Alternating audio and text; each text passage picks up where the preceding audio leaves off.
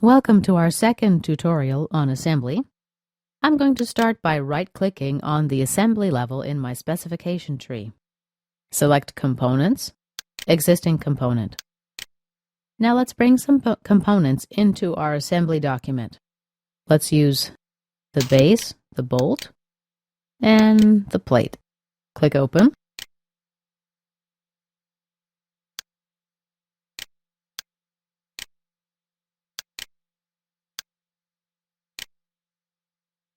First, I'm going to use the compass to position these components in the approximate spots where I will need them. I'll grab the compass by the handle, the red dot here, and when I drag it over a component, it changes its position and aligns with the faces, edges, and so on.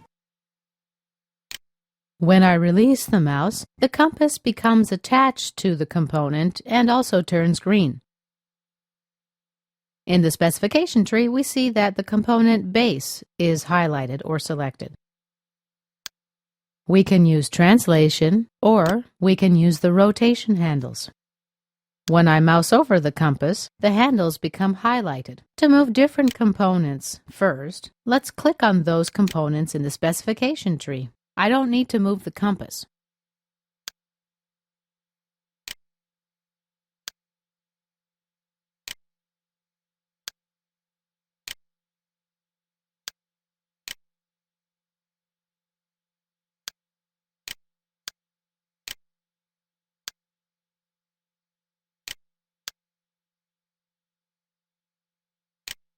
I don't have to put the components into the exact position, just into an approximate position, so I have an idea where they need to be located. I can select two components at the same time and move them at the same time. I can also right-click on the compass and choose Edit. Let's select the bolt from the specification tree. In the Parameters for Compass Manipulation dialog window, I can enter an absolute position. Here I've entered a position on the x-axis, and when I click Apply, the component moves. When I'm done with the compass, I simply grab it and drag it over to the side. When I release it, it will be reset. Another way to move components around is to use commands from the Move toolbar. The first command here is for translations.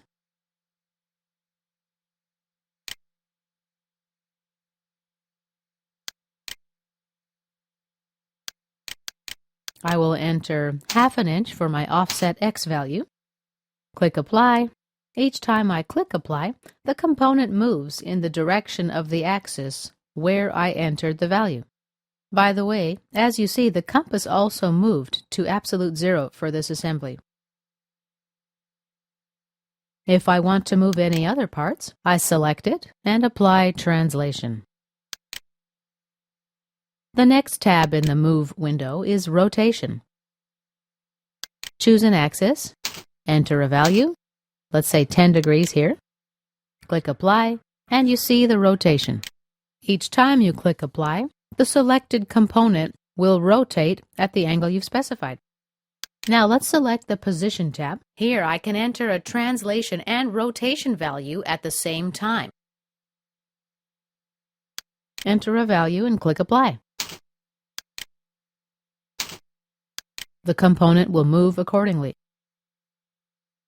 Click OK. The next command on the Move toolbar is Manipulation. Select the X vector. The component will move in the X direction. Select Y, and it'll move only in the Y direction, even if I try to drag it in a different direction. I can also rotate it. For example, this line here can be my axis, and you see now I'm rotating this component around that new axis.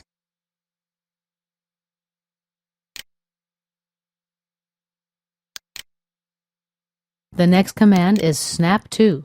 For example, I can select this face, and they snap together. To reverse the direction, simply click on this green arrow. Okay, let's undo that with a Control-Z. Now, using the Fix Component command, we will fix the base. Let's move the plate a little, actually.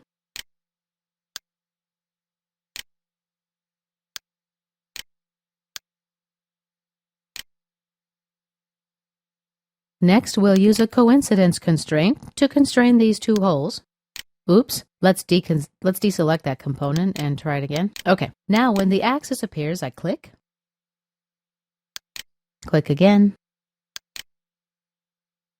Instead of using Update, I'm going to constrain the second hole.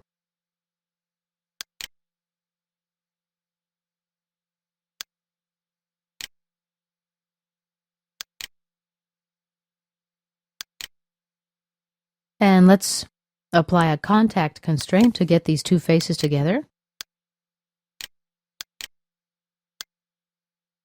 Okay, now we'll update, and as you can see, the plate has jumped into the correct spot. Next, let's constrain this bolt and this hole.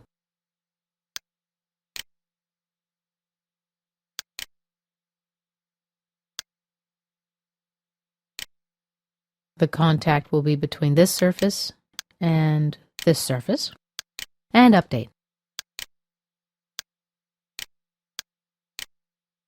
Okay, as you can see here, I've got one bolt, but two holes.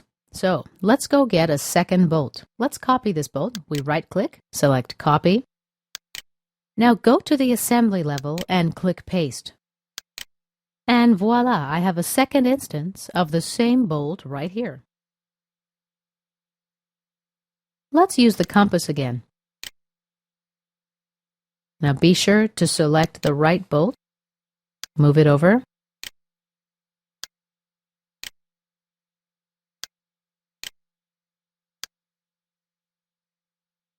now apply a coincidence constraint,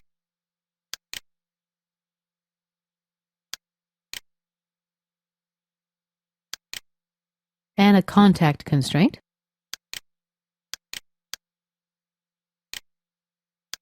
and select Update. If I do need to change the order of my components in the specification tree, I can use the Graph Tree Reordering function.